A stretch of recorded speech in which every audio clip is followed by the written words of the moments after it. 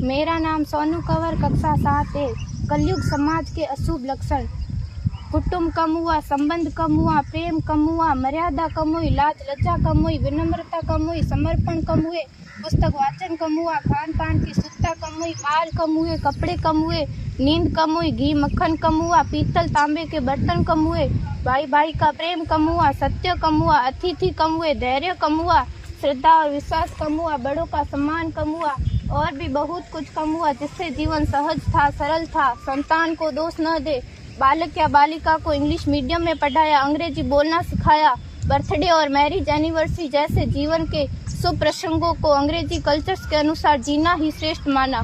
माता पिता को मम्मी डैड कहना सिखाया। जब अंग्रेजी कल्चर से परिपूर्ण बालक या बालिका बड़ा होकर आपको समय नहीं देता, आपकी भावनाओं को नहीं समझता, आपको तुच्छ मानकर आपसे जुबान लड़ाता, जब आपको बच्चे में कोई संस्कार नजर नहीं आता, तब घर के वातावरण को गमगीन किए बिना, संतान को दोष दिए बिना एकांत में जाकर रो लीजिएगा, क्योंकि पुत्र या पुत्री की पहली वर्षगांठ से ही भारतीय संस्कारों के बजाय, मंदिर जाने के बजाय केक कैसे काटा जाता है, यह सिखाने वाले आप और अम्मी है। जब बच्चा पहली बार घर से बाहर निकलता है तो प्रणाम और आशीर्वाद के बदले बाय बाय कहना सिखाने वाले आप और अम्मी है।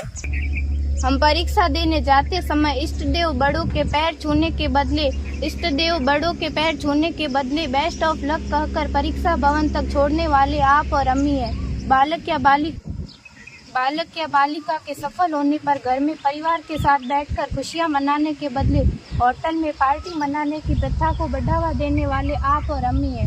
बालक या बालिका के विवाह के पश्चात कुल देवता देव दर्शन भेजने से पहले हनीमून के लिए फॉरेन टूरिस्ट स्पॉट भेजने की तैयारी करने वाले आप और अम्मी है। ऐसी कई ढेर सारी अंग्रेजी कल्चर्स को हमने जाने अनजाने स्वीकार कर दिया है। अब तो बड़े बुजुर्गों के पैर छूने में भी शर्म आती है। गलती किसकी? मात्र आपके माता और पिता की।